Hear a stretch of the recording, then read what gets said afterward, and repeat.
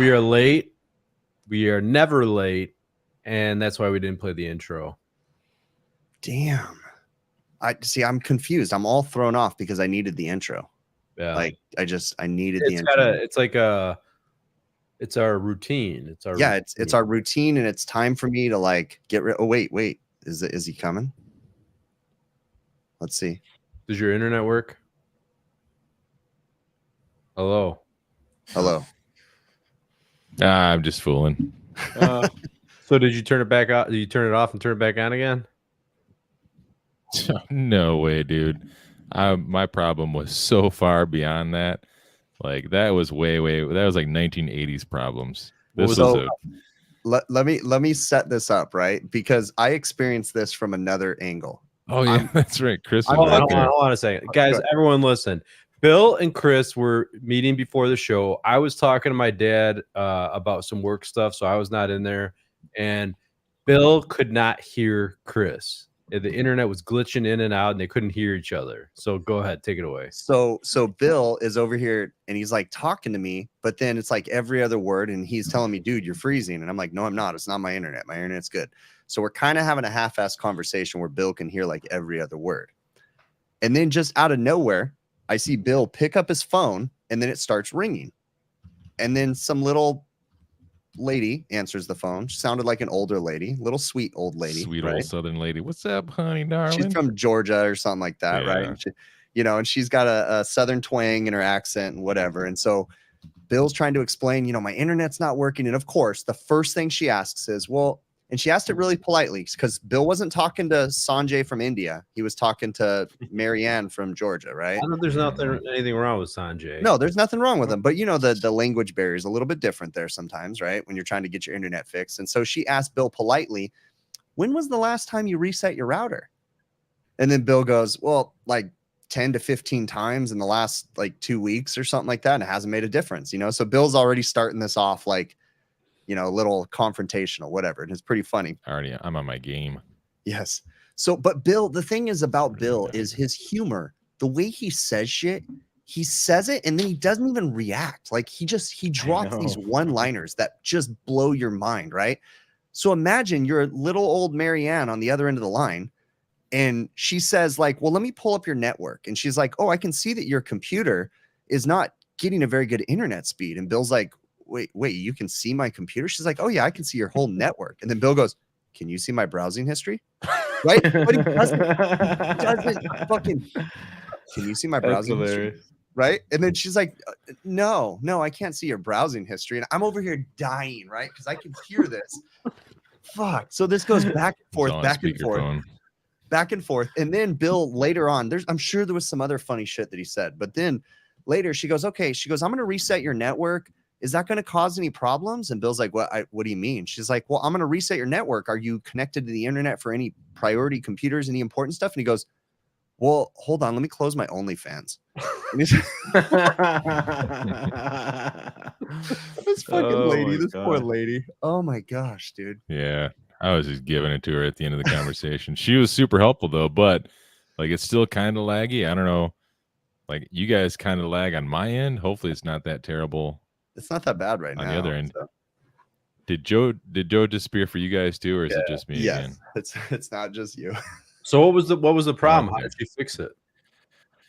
Well, essentially the problem boils down to that my computer is too far away from the router. But what I found out, the reason why it used to work just fine and now it isn't, is because I have like 2 networks apparently, and my computer was only logging into the one network, which is like, I don't know how she explained it, but like one is 2. Like 2.4. Yeah, you had a 2.4 and a 5 gigahertz. And like and so I was like, we went through each one, and finally I found one that's I had this one, the network that I landed on had like 80 megabytes per second download, like 60 uploads. So I'm like, fuck it, I'm sticking with that one.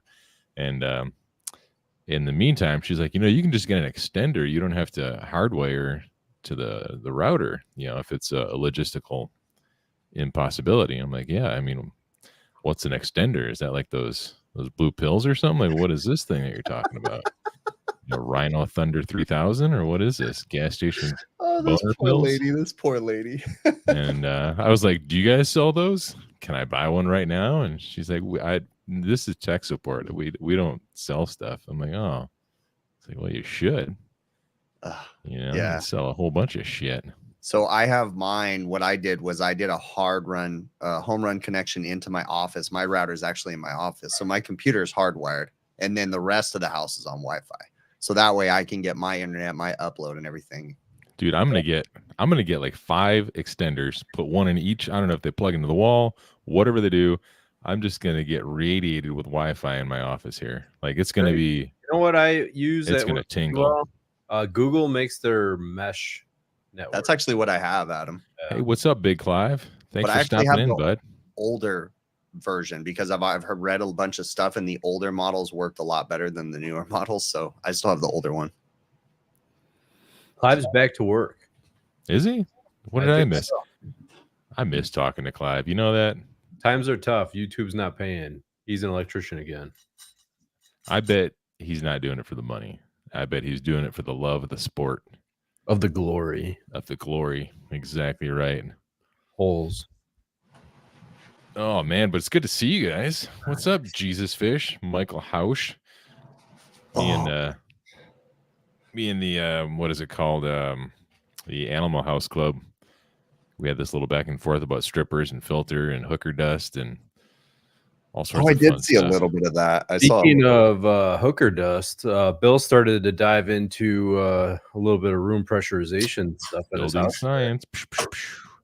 You know what? I don't know if I've subconsciously like just given in to the subconscious peer pressure that you guys put on me with your building science mumbo jumbo babble talk. With my stupid questions that I always ask Adam, and you because like you're chirping away with your building science, and Adam's over here like blah blah blah blah, and then Joe's in here like blah blah blah blah, and then I'm like, you guys work on fryers? You ever fucking work on an oven or something? Like those have airflow, you dicks. And I'm like, you know what? I got to get on this. I got to get on board this too. So, you know what they say? Stella got a groove back, and we're going to make building science sexy again.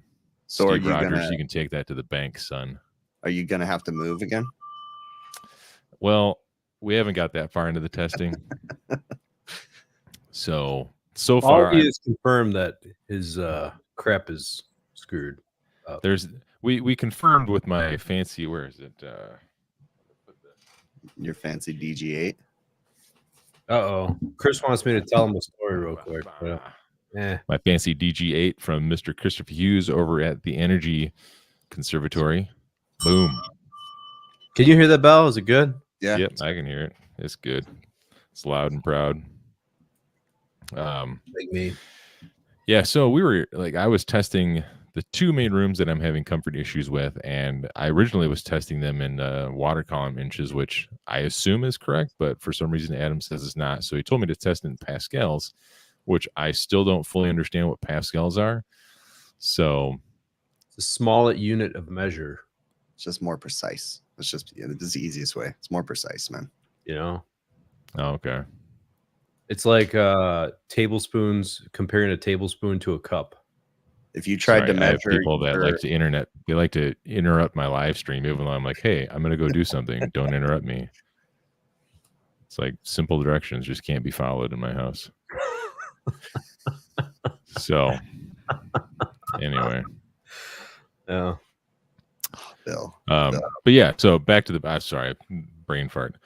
Back to the Pascal. So Adam, you said 1 Pascal is like 0.01 25 pascals is 0.1 inches of water column. Okay, 0.1 inches of water column. Yep. So let's see, what's a good way I can compare that to something I'm already familiar with, like microns? Is that I mean, I know they're not, you can't convert them to microns, but like I still don't understand the relationship to pascals. Like, why are we doing pascals? Pascals are smaller. It's smaller. So think of like, oh, okay. I was thinking it was reversed for some reason. Pascals are here. So Yeah. we're able to get that much makes more sense. precise Yeah. by measuring pascals, right? Yeah. Microfarads and ultrafarads. You think and about it. 1 If you're farad. trying to check room pressurization with water column, you're just it's not going to show you enough detail to understand even anything that's going on. Yeah, there's not enough pressure in there to get it that high. I see what you're saying. Well, the pressure's there. It's just the Think measurement. inches versus miles. Yeah. Well, Yes. I have a 8-mile long dong.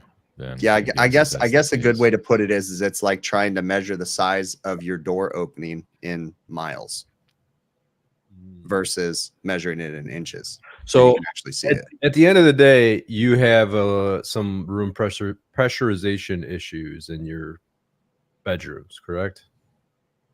Yes. Yeah, because the one that has the noticeable comfort issues. Shit, what that one measure at? 4.3 or 3? No, it was 4. 4 point something 5, 4.6. Okay, 4 point something pascals.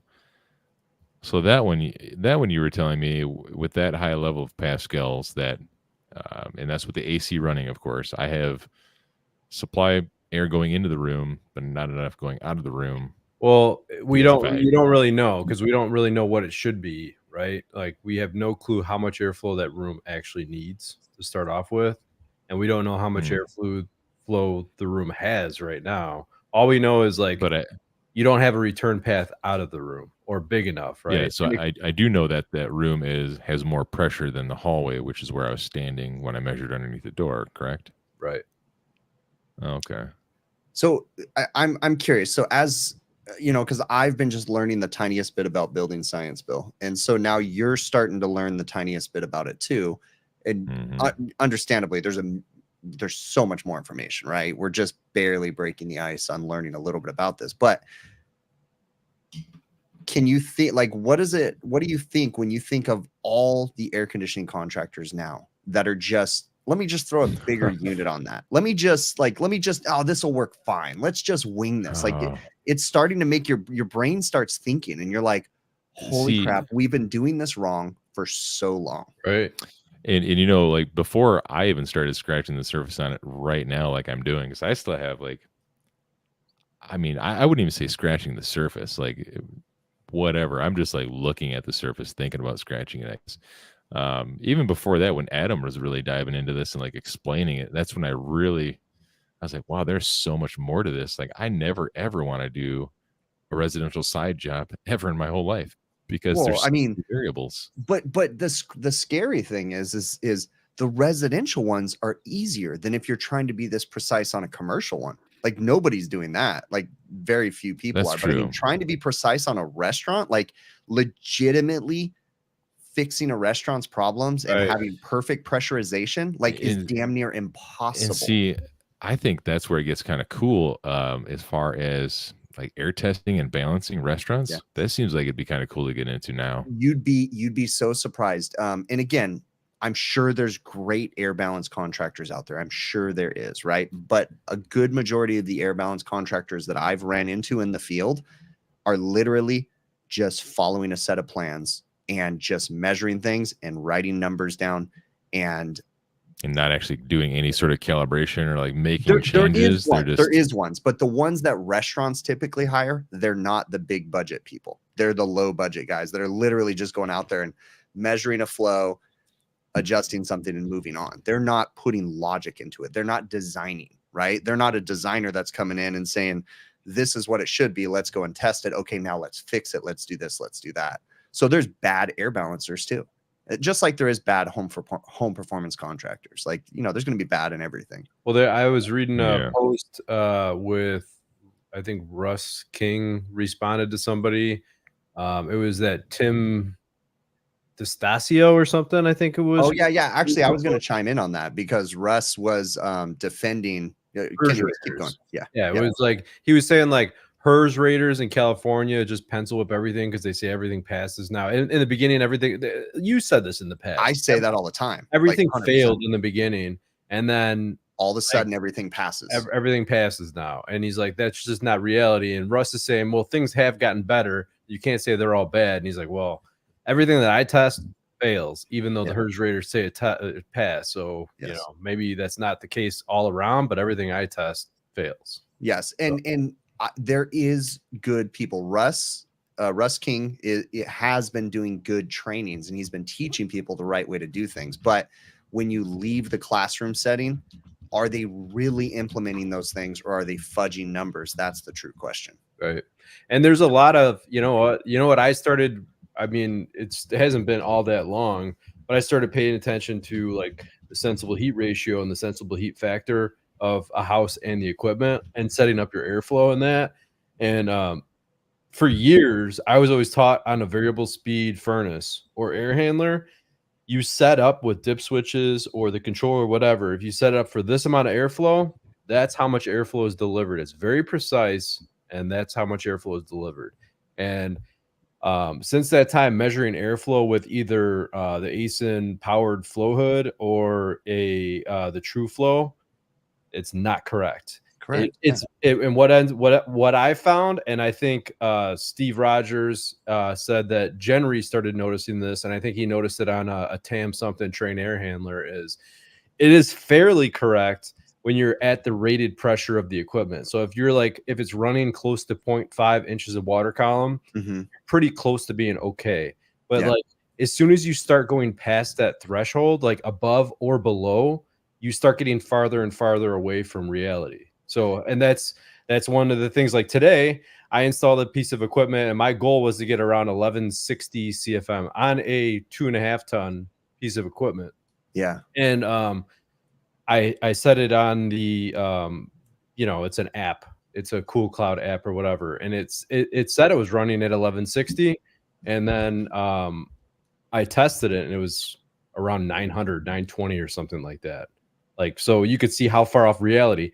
And if you're just going based on that, and you don't actually have tools to measure it, how far off is that? And then if you look at the performance data of the equipment, you see how much of a difference in sensible and latent heat you have, one of the things, like the residential side, I think it's getting a lot. The tools that you have to measure airflow are getting better and better. Now that you have powered flow hoods, you have the TrueFlow grid, you have the ability to test and be a lot more accurate about, the measurements that you're taking, right? On the commercial side, when you're measuring exhaust hoods, right? So you have an exhaust hood, let's just say you have a 20 by 20 drop coming down. It's going to a hood that's 35 feet long, and it has hood grease filters on it, right? How do you accurately measure that? What they do is they get what's the name of the tool? It's a Pell grid or whatever. It's like a grid that they put up there. Velasa grid. Yeah, Velasa grid or whatever. It's basically the insides of a flow hood, right? And it has a bunch of holes on it, and they do a calculation. Someone in the chat's going to name it, whatever I can't think of what it's called. But anyways, Shortridge makes one. And you basically have to have a high precision manometer, and you put it up there. But when I watch people use that and measure airflow, they're taking an average, because you're taking this 20 by 20 grid, right? And you're putting it in one section of the hood, then you're moving it over, you're putting it in another section. There's no, like, you're not measuring, like, am I moving it over exactly 2 inches? Am I moving it over exactly 2 inches? And then if you think about it, when you measure that, you're blocking the airflow. You're creating a restriction, right? So a slight restriction, right? Just ever so slightly. So you're taking an average across the hood. So there's really not a great way to measure out of a grease exhaust hood airflow going out of it. Now, one might think, hey, okay, well, let's go to the top. Let's go to the exit of the exhaust hood, and let's measure the air being blown out the top. But that air is going to slightly change when it heats up and cools down, right? So as you're cooking, you might, the density of the air is going to change. So the flow is going to change a little bit. Like, there's so many different variables in the commercial side that I don't think we're quite equipped to measure yet. So I know Will Speed has one of those. I don't remember it's a Velasa something. I remember him showing before. Yeah, let me look it up. Shortridge makes it. I can't think of what it's called. And you can buy them from, there's another company that makes them too. But then you also have to have the factors from the hood company, because you have to have the actual. That's a good point. You have to have the factors from each. Now, what if you?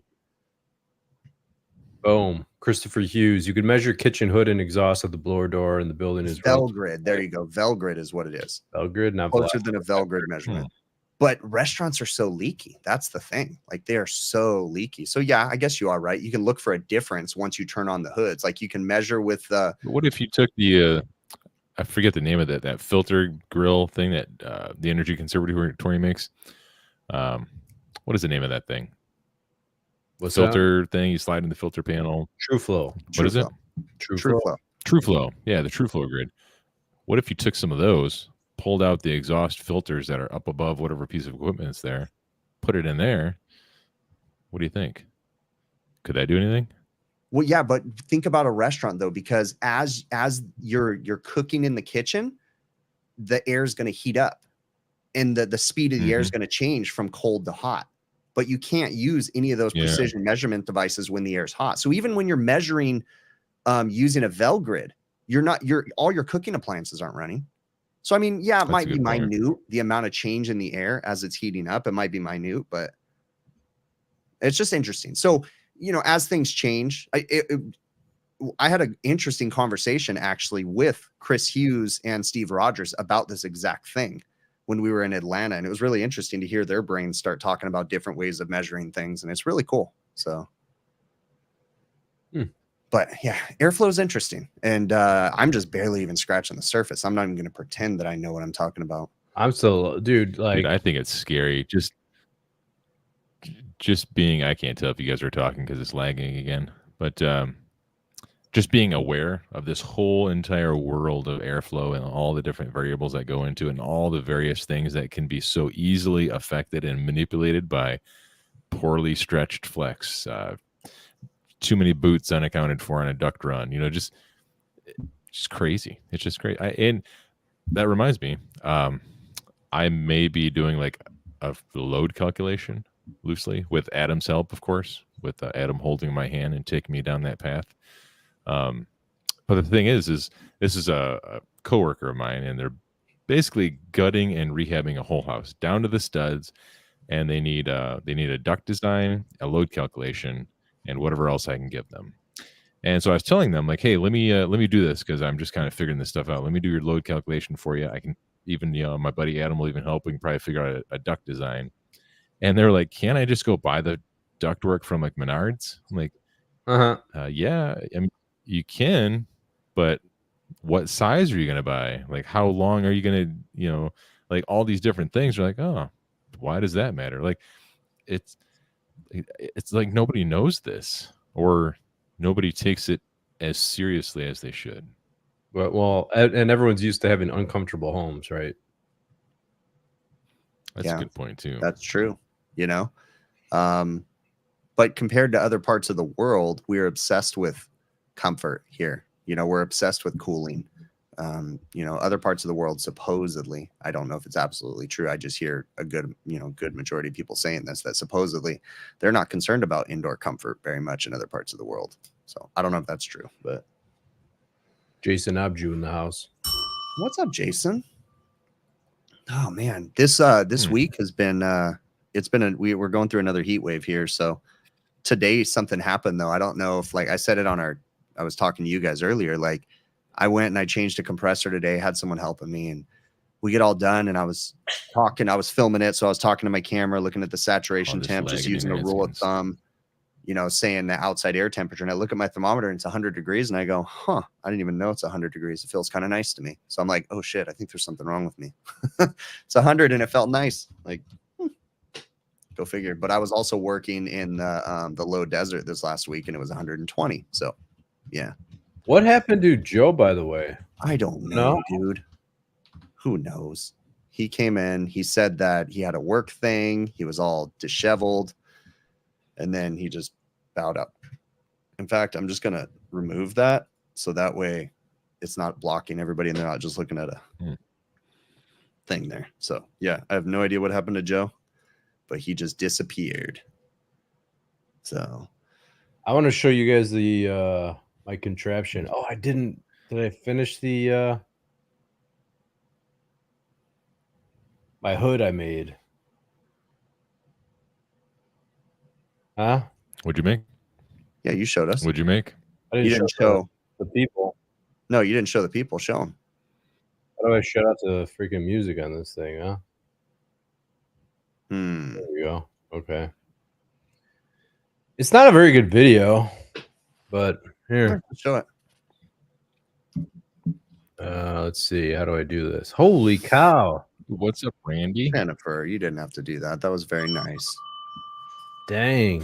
She made some money off Steve Rogers. Huh? Yeah. Speaking of that, like, look what I got. Oh, you're stupid. It doesn't even fit. You guys see that? It's Well, perfect. yeah, I got my headphones on. Oh man, I need to send But you see, one. all my whining and internet bitching, I finally got one. And you know who I got it from? I Who'd got you it get from it from? Jennifer, HVAC Chicks. Oh, you didn't even get it from Blue On. No, I didn't even get it from Blue On. Blue On doesn't care about me because they can suck a fat one. I hope you're listening, Blue On. That's Thanks, funny. Jennifer. So this is the kind of final. I still have to paint it in that, but I'm working on a passive house, and they wanted this thing. Wait, pause it for a sec. Can you pause it? I think I can. I don't know. Explain to us the passive house I thing. What's the don't point of know. a passive house? It's very it's like crazy standard. They have like ventilation requirements, all kinds of stuff. It's a super energy efficient house where Okay. it's like way more efficient, way more stringent. The HVAC design has to be tested, verified. There's HERS raters that come in and check the balance on the exhaust, the fresh air, everything is like tested and verified, right? Got it. Okay. From what I understand, I posted this on Facebook and Russ was questioning me. I don't really know enough about passive houses. This is my first time doing it, so I don't really know the ins and outs of it. But like the architect on this job, there was a site meeting, and what he said was they don't usually do a kitchen exhaust. I don't know if they meant they don't usually do this size of a kitchen exhaust or what, but I think they usually do everything's electric, right? And I think they do like a charcoal recirc fan or something.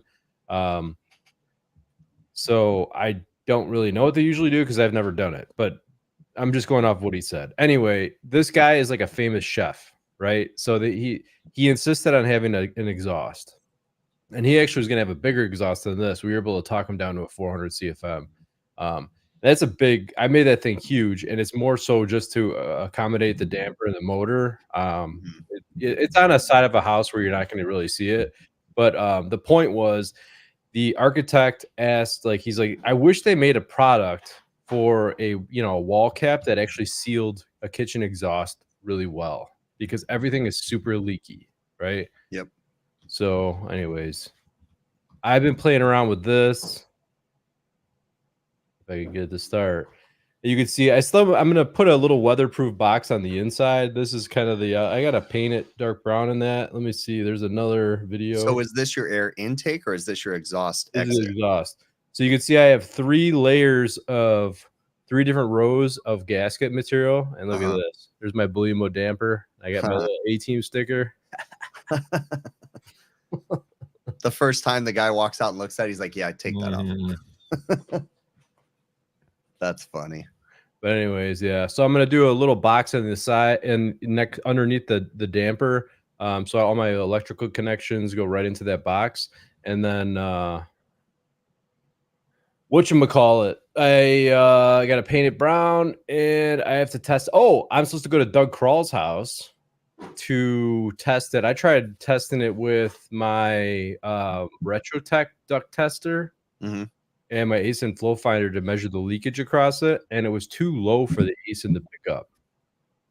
So I talked to Sam Myers on that. He says he believes it to be less than 5 CFM leakage at 50 pascals then. But I want to go to Doug's house because I know he uses like the washer ring on his duct tester. He gets super low. He measured like 1 CFM on a duct test. Yeah. So I'm going to see if he could measure that for me. Interesting. So that's like pulling down to 50 microns. Yeah, baby. Yeah. Where are you getting your makeup air for that from? I have a Fantech makeup air system. Oh, okay.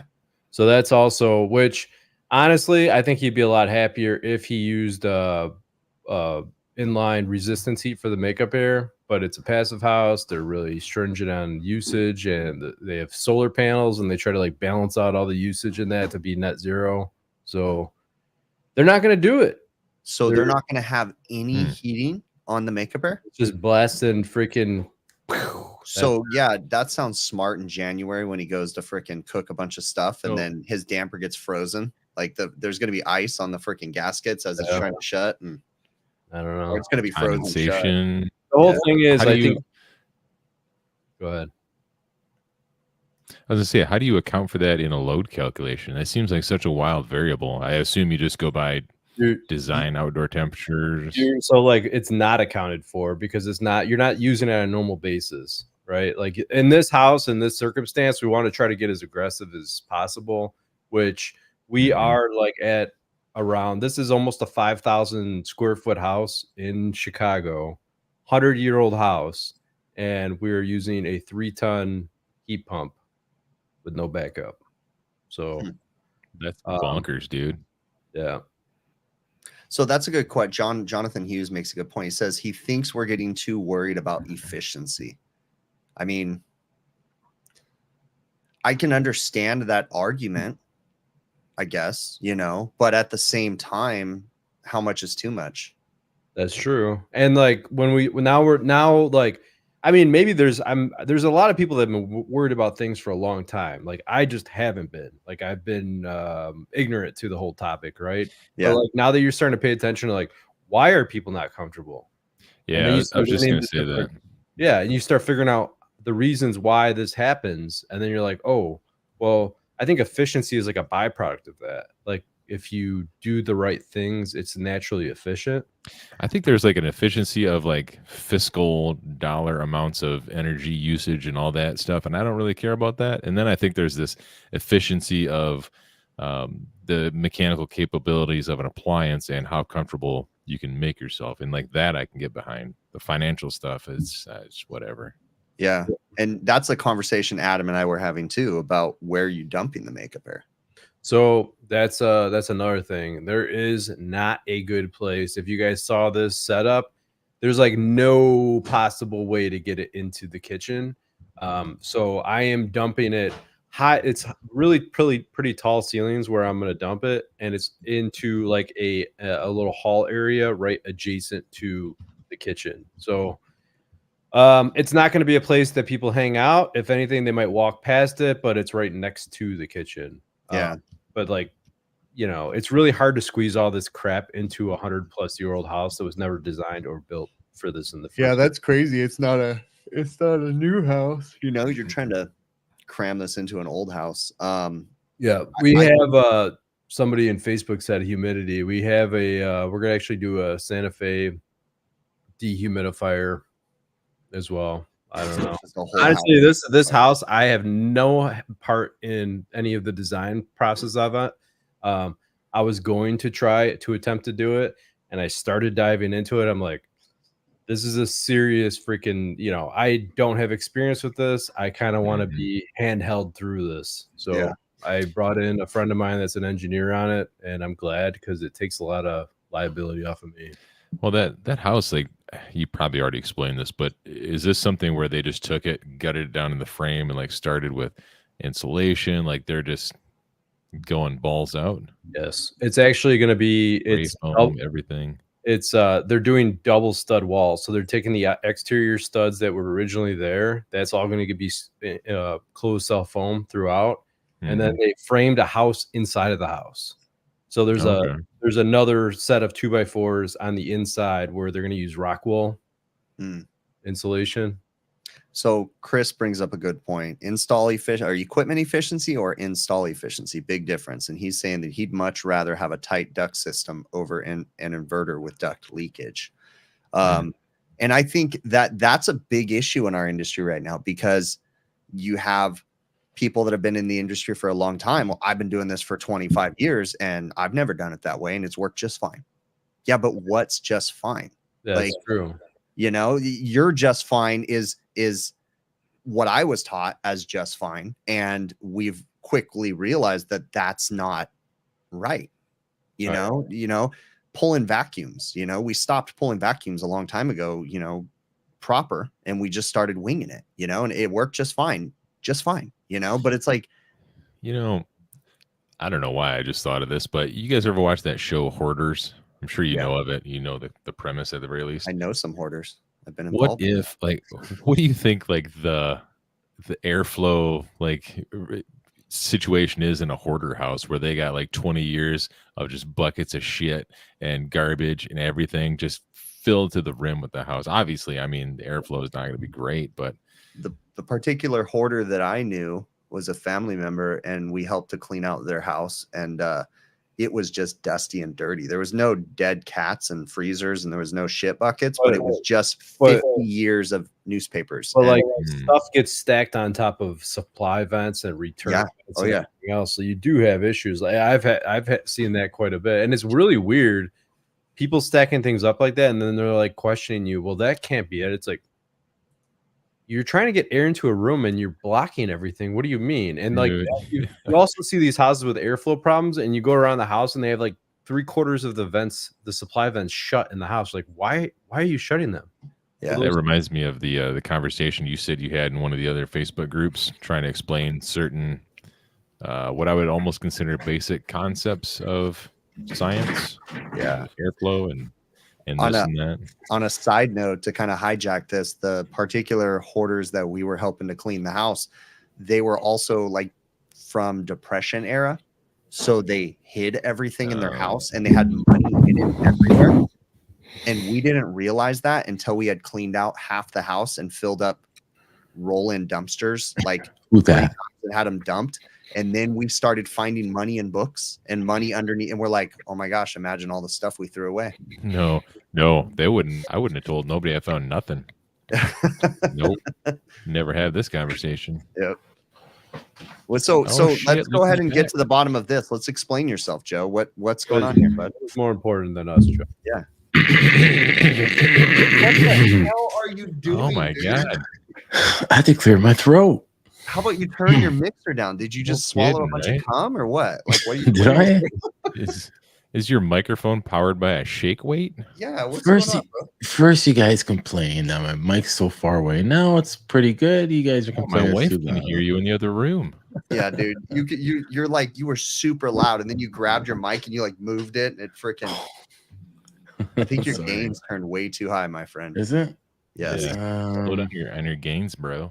Well, I still don't understand why you always have your mic turned the other way. Like, You mean my camera? I know. I just seen Ryan's post. no, mic. Look at Yeah. your mic. It's going the other way. Yeah, Why those are isn't it different words. facing you? Those Is are that- very different words. I didn't even know you could do that, Joe. You just flip your camera. There you go. Because every other time he does it, there's 3 little circles, and then we don't see him for a month. I was going to say that was a cool post from that guy Gary in the. What are you talking about, Joe? That is not. We asked you where What? you were, bro. I was just thinking a little Mitsubishi. You know what I mean? You're No, we Yes. don't. A We little don't know what Mitsubishi. you mean. something about Hey. prohibition. You guys have prohibition in Canada? Do you want us to get you out of Canada, Joe? Just blink twice. We'll break you out. Wearing We will glasses. dig a hole Where- from my house because I live the closest across the border, El Chapo style, up to your house, and we'll get you Okay. across the I border. thought listen when I came and stayed with Bill, and we were driving to the Jim Davis class, and that the last day I drove to the class by myself, super early, butt crack of dawn. It was still dark outside, and I had the radio on, and I was listening to Canadian talk show in the morning. I didn't know you could pick up Man. Canada freaking radio stations, I but bet that was boring. it was like watching paint dry. Oh, it was bad. Oh, hey, wait, Oh, Jason. Just joking. Jason brought up that Canada's finally going to A2Ls. I gotta say, I am so over.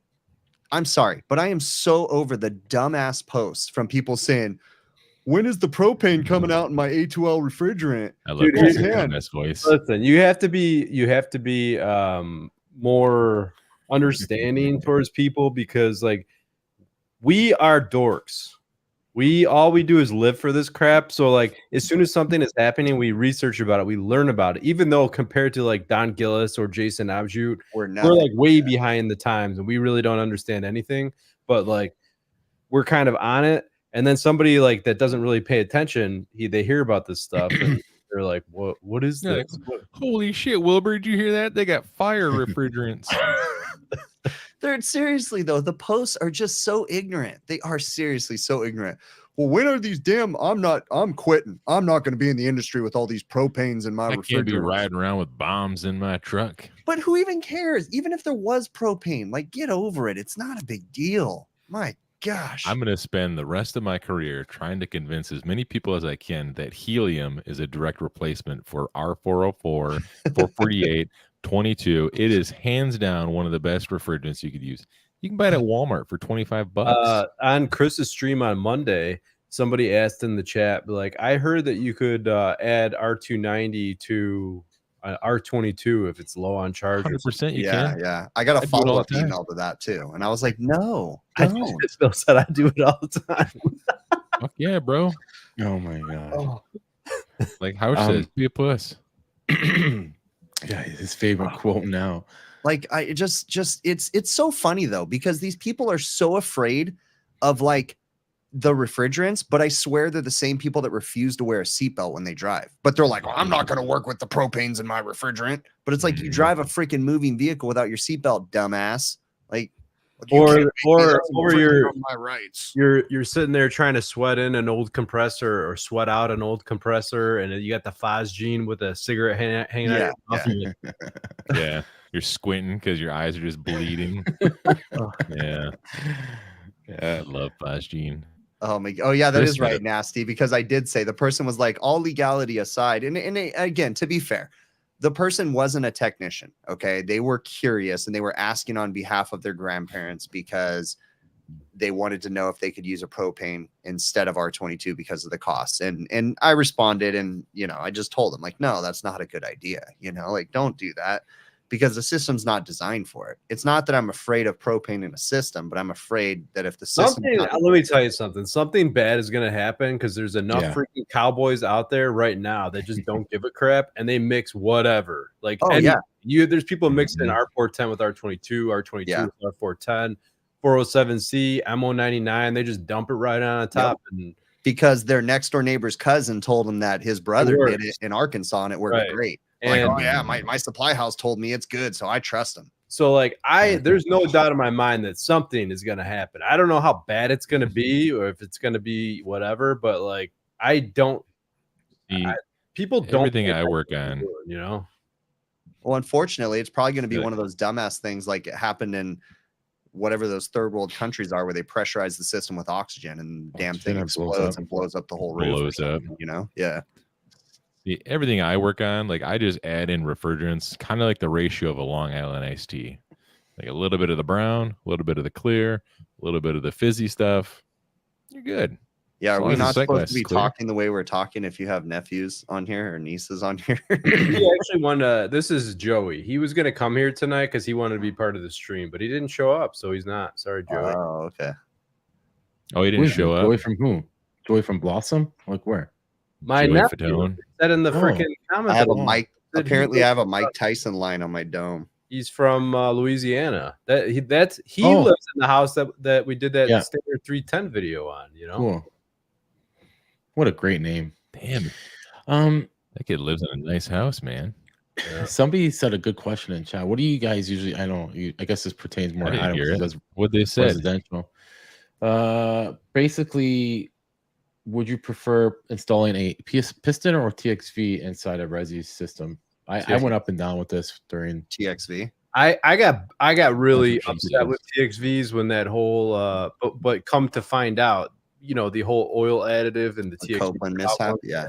But come to find out, it was actually my problem. Yes, they use this additive, but the reason why this happens is because you're not pulling a deep enough vacuum. That's one of the big issues with moisture in the system causes the additive to sludge up or whatever.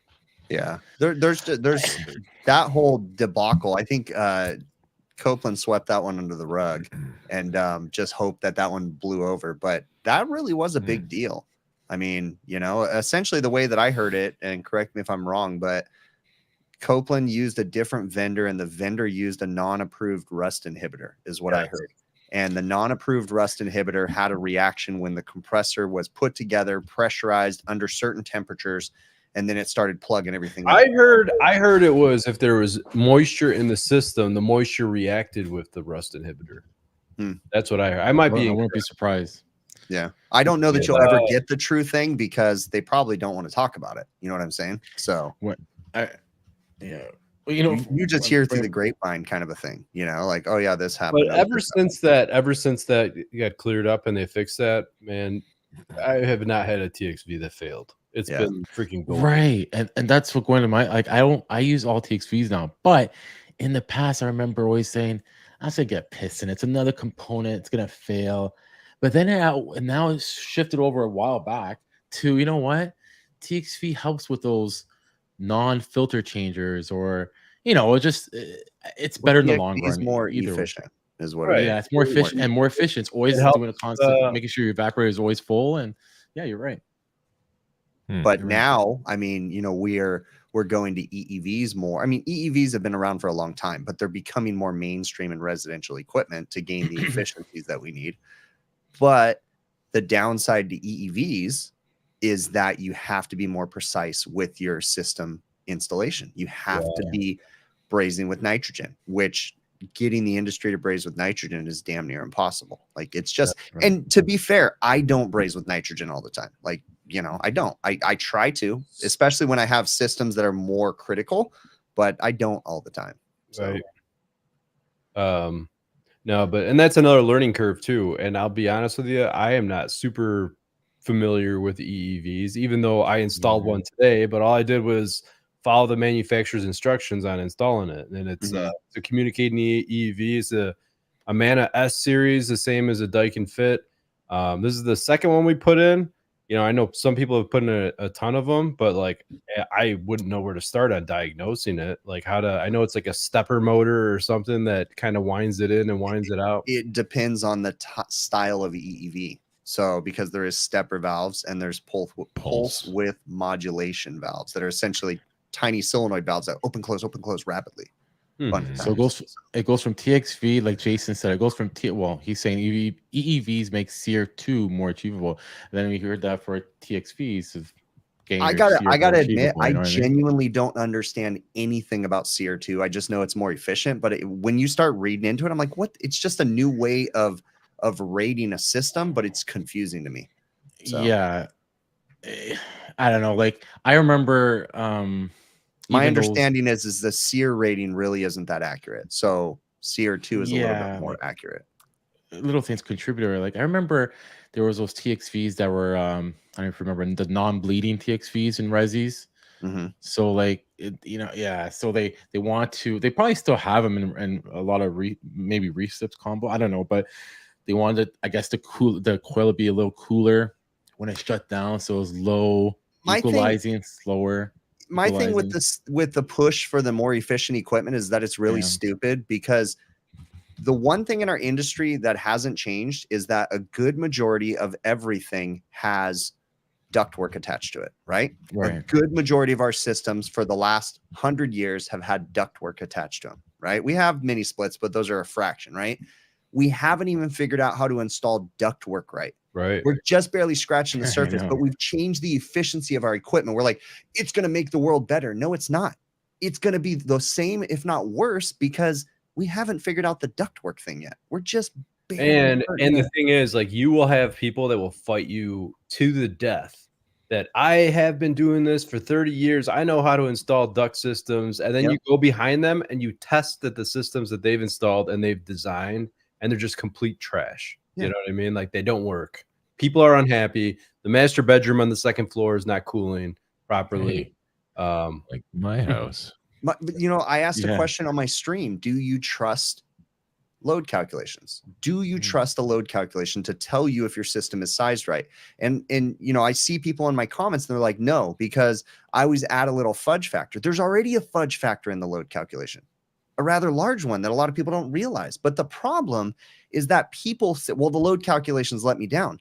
It's not the load calculation. It's the building. It's the execution of the calculation. Assume that your building is tight, but it's not. You know, and you have infiltration and you have insulation problems. So I don't think there's enough focus on that. Well, it's funny. I got into I don't know why, but I get into these arguments with people on Facebook. I don't know why you do it, why you bother, dude. But it is funny. Like, there was like these people in this I don't remember what group it was, but they were talking about how the same group that's always just irrelevant. But go on. Are you gonna name it, Joe? It's just, this show is too censored for it. Is it? Are we censored? Oh, uncensored. Oh, snap. Anyways, they were complaining about how global warming is happening too quickly and load calcs don't account for it quick enough. Oh, and in 5 years, there's no way you'll be able to cool your house if you base it on 5 years. Your temperatures are not going to change that much in 5 years. That is, well, it was like a big thing. And he's like, I've been watching the temperatures and they have changed so much. And there's no way if you size off of design temperatures that this will keep up. So I took a picture of wherever he's from, Miami, the international airport there, whatever. And I took the ashtray bin data from 2009. And I showed the 1% temperature. And then I showed the one from whatever the most recent 2021. I showed them, I'm like, oh, it's like a 0.2 difference change in temperature. Yeah. I'm like, yeah, shit. We're going to be able to light our cigarettes off the hoods of our cars. You know what's so stupid about that? I'm going to try to get this out before my internet lags.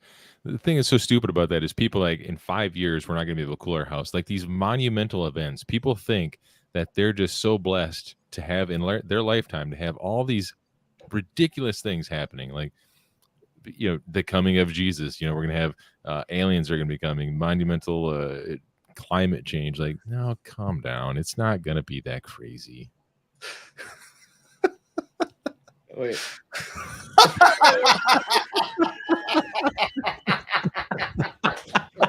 You knew it was coming. You guys knew it. Oh, we're just picking on you, Ryan.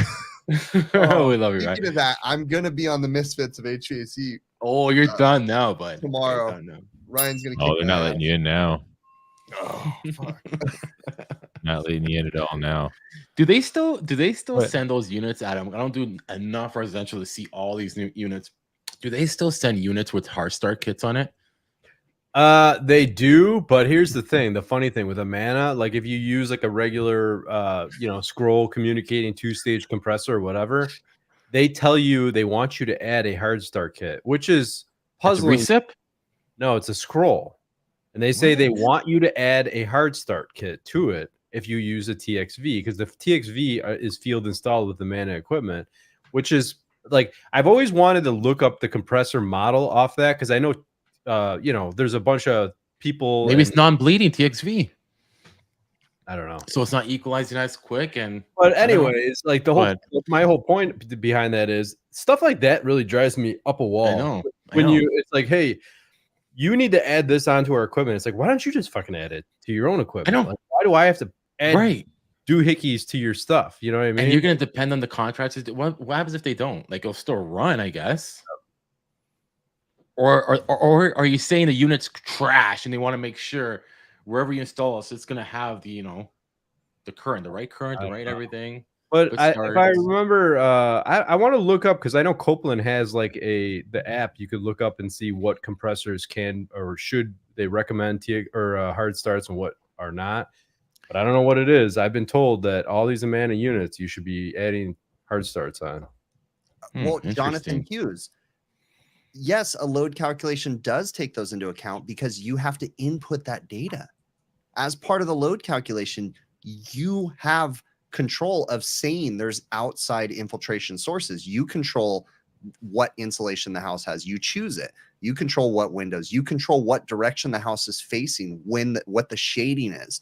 So a load calculation, if done correctly, totally accounts for outside. I have been like recently, like I would say the one I was most nervous about recently was that the job I did in Chicago, the 8-unit apartment building or whatever, where I just changed the condenser and the evaporator coil for one unit on the second or third floor, and everyone in the entire building had a 4 or 5 ton, and I installed a 2 ton in it.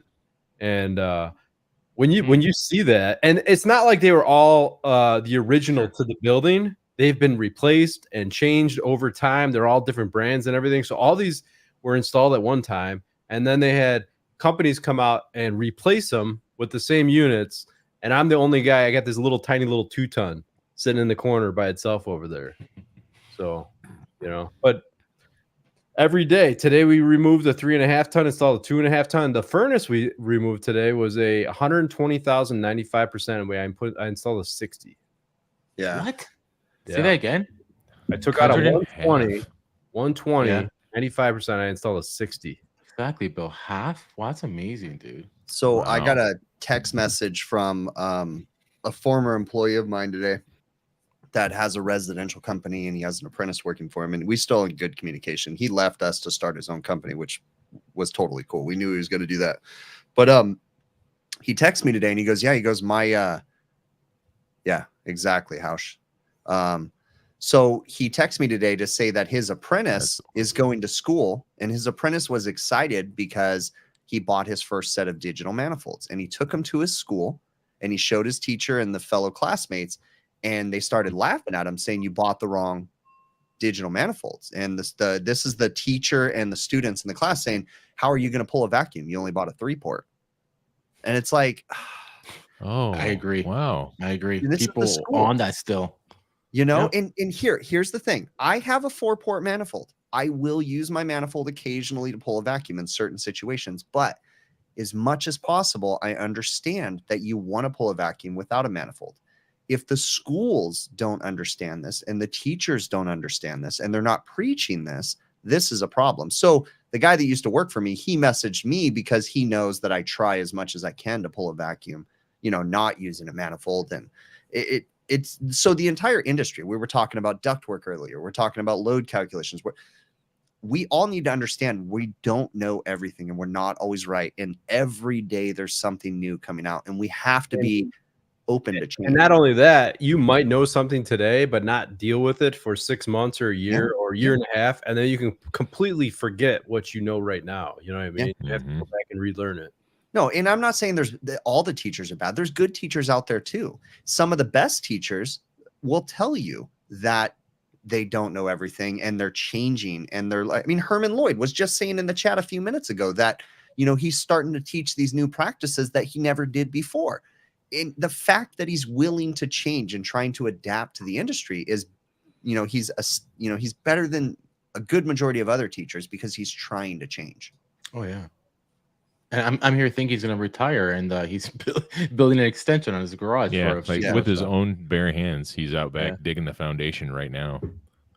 Yeah, that's what I don't get, Jason. So I don't know why they say that. It must be maybe the TXV, they're going back to non-bleeding. I don't know. Non-bleeding, I don't know, for efficiency. So the coil stays longer, cooler longer. I guess at the run time. But the funny thing is, it was before SEER 2. All their 2-stage equipment, like their SEER, scroll, compressors, non-inverters, they want you to install these hard start kits. So yeah, you shouldn't need on a variable compressor or hard start. I'll be dumb. Obviously. Right? I'm just saying, like, the how does a non-bleed I TXV? Why does that even matter? Because the gas equalizes out in the system every cycle. Yeah, off cycle. Yeah. I mean, doesn't it do that with a regular TXV anyway? Well, if you have a hard shut-off TXV, I think is what they call it, where it doesn't shut off. Yeah, non-bleeding. One's a bleed and one's a non-bleed, right? Yeah. And that's what makes it harder for the recips too. You want your system to start with refrigerant on both sides versus being in a shut-off mode where it has a hard time starting up. See, I remember those recips. Those recips used to like it for the non-bleeding. The recips never wanted. They always wanted. You always had to put a hard start on a recip for a non-bleeding TXV. Or you guys remember on my old system when I had the second evaporator coil I installed in the garage and I used the liquid line? Oh yeah, I forgot all about that. And when I remember, we had this conversation with Jamie Kitchen about it because it was holding high pressure on the liquid side because it would shut the solenoid. And when it would start, this thing would sound like a shotgun going off. Like it would just boom. And he's like, remember, Jamie's like, no, that's actually more efficient because you have to build the pressure, which I don't know enough to say one way or another on it. But he said you have to use the energy to build the pressure normally, and you're storing the pressure so you don't have to use it to build. I don't know. Gotcha. Go back and rewatch episode number 33 or something. Whatever. You know what? We need someone that watches this show and sends us a report about how many inaccurate things we say on the show. Probably a lot. There's like, what do you think, like 11? Come on, we're not doing too bad. No, there's got to be like 11. Hey, come on now. Well, I'm assuming you're talking about what I just said, but that was I'm talking about what I'm saying. I spew stuff and I'm like, wait, did I say that right? Oh shit, I think I fucked that up. Oh, Man, wow. I was telling you to change everything over to helium a little while ago. Yeah, that's true. You did. Yeah, I was serious. So let's go for it. Oh, check this out. Look at this. Look what I got. Look what I got. Does anybody know what this is from? Ding, ding, ding, My ding. reaction was Paperback book right here. What is this from? Come on, you guys in the chat. You guys got to know what that's from. what did I say when he showed up the first time? I'm like, what? I'll give you a hint. What They I- got a sequel I remember I coming said- up soon. That's true. That's true. Is it completely empty? Yeah, it is. Yeah, Oh, there Will you go. Smith. Beetlejuice. Will It's a Smith movie said prop. advance, Brett. Of course. Chris bought the original movie prop that was used. Jehovah's Witness. This costs $5 on Amazon. It There's literally nothing in it though. I No, thought there'd be there like a isn't. There isn't. story. It's literally on the description. They said the first 3 pages have context, and then the rest is blank. See, I thought they would have honestly either that was already a pre-existing book that they used in the movie, or they would have fabricated a book. Yeah, someone got their hands on the movie prop and they tried to copy the movie prop basically. But yeah, it's from the movie Beetlejuice. Actually, my youngest daughter had never seen it. And so the other day we watched it together and I was laughing about it. And right when they opened that book, for some reason I was like, hey, I wonder if I can buy that book. So I went on Amazon and it was like $5. So You can buy the diary from Indiana Jones, like really? the one with Sean Connery. yeah. Yeah, you can buy that diary that they hold around in that movie. Like That's a cool looking book. the exact one, or like something? No, the prop. It's like all the pages have been rewritten to make it look like it's not just a cover and a bunch of blank pages. Like the whole book, you open it up and it's got all the drawings that are in the movie prop book. Yeah. The one thing they did put in this, or whatever it's called. Mm-hmm. Something like that. oh, they did. So they have the best. They only put like the movie lines in here. So right here, it says if you have problems in case of emergency, draw a door and knock 3 times. Like that's basically the whole point. Yeah, that's right, Will. I'm gonna buy spend. Yeah. I don't have any more fake money. I gave it all away. I don't know where it is. Yeah. Never mind. That was funny. For context, for people that don't know, everybody's making fun of me because I bought movie prop money. So it's fake money and they're making fun of me because I paid real money for the fake money. Can we get back to something we talked about right in the beginning of the show by any chance? Can I get back to I want You guys asking talk for about permission for? Did you guys talk about Bill and he's like turning the page on us? Like I guess Adam Moore, like what's the word I'm looking for? Like rubbed off on him because he wants to do like a voodoo doll. They're getting inside like my room brain. pressures And and I have been fighting it, but I'm losing. He's losing. good. Yeah. Well, I don't know, Joe, because you disappeared to go do the unknown thing. I don't think we're going to talk about that. Hey. No. What did you want to talk about, Adam? I was going to talk about your room pressurization. Oh, let's do it. Oh yeah, your Chris. master bedroom. You blow freaking Bill out of the water. Yeah. What is hold on. it? Let me go grab my thing. Hold on. Oh, did he test his? Yeah. What was it? I think he said his master was like 14 pascals or something. 14. Yeah. I don't even know what that Negative? means, but that sounds like I should talk higher in a louder voice and be surprised. Yeah. Wowzers. No air. I mean, I'm curious to see. So this is my next thing. I'm not Jerry Garcia. All right. I'm not. Yeah. Joe's got no, COVID. he's Mexican. He's the master, right? Jerry's the best of the best. But No, he's actually Puerto Rican, isn't he, or something? Is he? I don't know. Cuban. Cuban. Is he that's Cuban? Yeah. Oh, my apologies, Jenry, if you're listening. Yeah, I can't find my. what- Ring the bell, he says. For that other comment. So hey, no. Anyways, Chris, 14 my deserves next a bell. thought, knowing what you said, it was what 14 pascals your bedroom with the door closed, running your AC. Yeah, running my AC with the bedroom. It wasn't at point. Yeah, it was 14. 14 pascals. 14. So that Pascal. means he has no like let's air I'm move, like, over return air, pressurizing or the room. There's an undercut in the door, but we have carpet, so the carpet goes basically. There's Closes no it? exit. Yeah, path. I got the same thing. There's So an undercut in the we're over room. but pressurizing the room, right? So my next thought is, with the door closed and the AC running, now measure the difference, what the pressure is of the house with reference to outside with the door open, and then close the door and see what happens to your house pressures. Oh, okay. Your door closed, right? Wait. Okay. Say that again. So turn on your AC, and I mean you could try to baseline it, check the pressure of the house with All right, don't- to outside. Let's not overcomplicate it. Remember, your audience isn't a bunch of airflow geniuses this time. Neither am I, you know. But all right, listen. You want to basically check the pressure of the house. Check the pressure of the house, right? With nothing on, and see see how close it is to being neutral, right? Then turn on the AC and see if anything changes. But so I'd be testing it like at my front door with the plus tube under the door. No, you do it opposite then, because you want to measure think of it this way. The plus on your DG8 is what you're measuring, right? Plus is what you're measuring. And minus is with reference to. So you want to take your -2 and put it outside and have your gauge inside the house.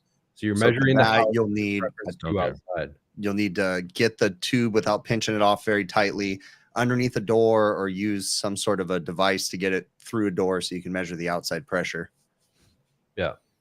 And then turn on your AC, see what changes, and then close that door. I want to see what happens at Chris's house, because he goes so positive in that room that I'm imagining that room starts to leak out and exfiltrate to the outside, making his house become negative, right? Well, and we already know too that my house is negative because I have like 400 CFMs of duct leakage too, or 300 CFMs or something like that too. So my house goes negative when I run, because I'm basically sucking air from the house, blowing it outside. You can overpressurize a room, and that will leak out to the outdoors, and that will make the rest of the house negative, eh? Well, think of it this way. You have a certain amount of air in the house, and pressure is like temperature, pressure, and humidity are all the same. Nature wants to balance them out, right? They don't want to have an imbalance. Because as that pressure is leaving, something else has to come in and fill those gaps. Yes. Right? You're taking the pressure from the rest of the house and you're adding it to this room. You're making the rest of the house negative. And then since that's negative, outside is neutral. Outside has a higher pressure. The higher pressure wants to come in to the negative pressure. You're sucking all this hot air from outside into the main body of the house. So Hamilton, in a perfect world, we do have a dedicated return to every room. But every piece of ductwork, especially at my house, that you put in the attic, you have more potential for air leaks. And it's also difficult sometimes to add ductwork to existing homes that didn't have it from the beginning. But in a perfect world, if we had a return in every room that's properly sized, and a supply grill in every room that's properly sized, that would be better for sure. So we're going to start playing with his what his transfer grills are going to look like, and what his like undercuts are going to look like, and everything else. But like, his hopes were to try to use the existing boots that he has. But I think what's going to end up happening, definitely in your master, you're going to have to do something. Like, something is going to have to change majorly in your we're going to have to increase the size. We're going to have to do some calculations to figure out what my actual airflow is through my existing supply boots, and what it potentially will be when we make it a transfer grill, for sure. Now, some things that we're going to do too, though, is that I wanted to do undercuts on my door. Or no, we have undercuts, but I'm going to be getting rid of the carpet in my bedroom too eventually. But that's not happening right now. So we are going to get that 1.5 inch undercut, or whatever it is, 1 inch undercut. So that will add to minimal pressurization, but that's very small. Y'all like carpet in your rooms? Y'all like carpet? I fucking stand it. I hate carpet in rooms. So, I don't necessarily. Well, carpet's nice because when you walk on it, but I don't know. Dirty.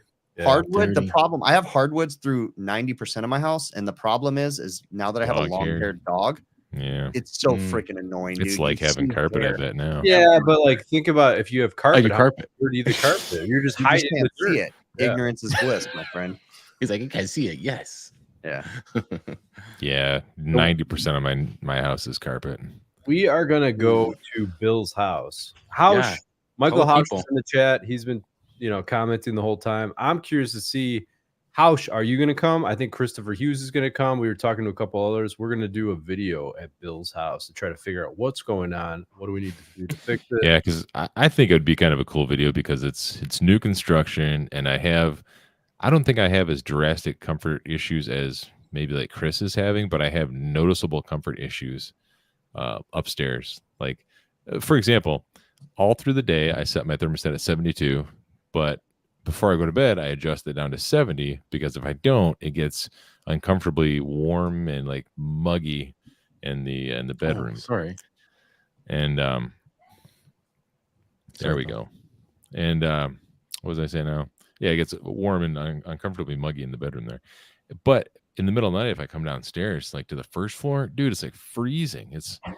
Yeah, I mean, it's only 70 degrees, but it feels so cold down there compared to upstairs, which I know it's probably commonplace for the most part, but not to this level. I don't think it's correct. So when you're going to have, I mean, a group of some of the best technicians and brilliant HVAC minds in your home, I bet you anything, you guys can probably run a dedicated internet line to your office too while they're there.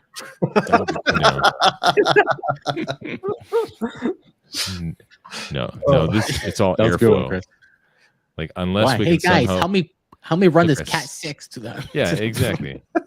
And they're like, "Can you do that with a blower door?" I'm like, "No, you Use the can't." blower door. That's what I was saying, Hausch. He's gonna have to move again. No. Oh, No. Guys, we're moving. I mean, this isn't one of those 2.0 conversations, is it? No. Oh. Oh man. All right. Well, I think it's time we wrap this up, guys. Yeah. Oh, this was a good show. I'm sure we said some mean things. We pissed off some people. We were rude. We were incorrect. We were unfactual. Before I got here, not I assume. professional. Not professional. Before I got here, he said. Yeah, it And must guess have what? been. We don't apologize for any of it because we're all dicks. Must have been before I got here. I don't remember Yeah, none of that. probably so. So Bill, do you want to? Do you have your little spiel, Andy? I'm not going to be able to get through any of that. Why? Why? What? Here, let me. if you were offended by anything on this show, send an email to curioushvacguy@gmail.com. It's his fault. He's the opinions dick. He instigates. Show There you go. Speaking of emails, our we got. own Should I not talk about reflect the email we got? views, Yeah, probably not. opinions, Okay. our sponsors. Blurp, Chris, do you have the MR45 field piece? Durkey, Yes, I Durkey. do. How is it? It's good.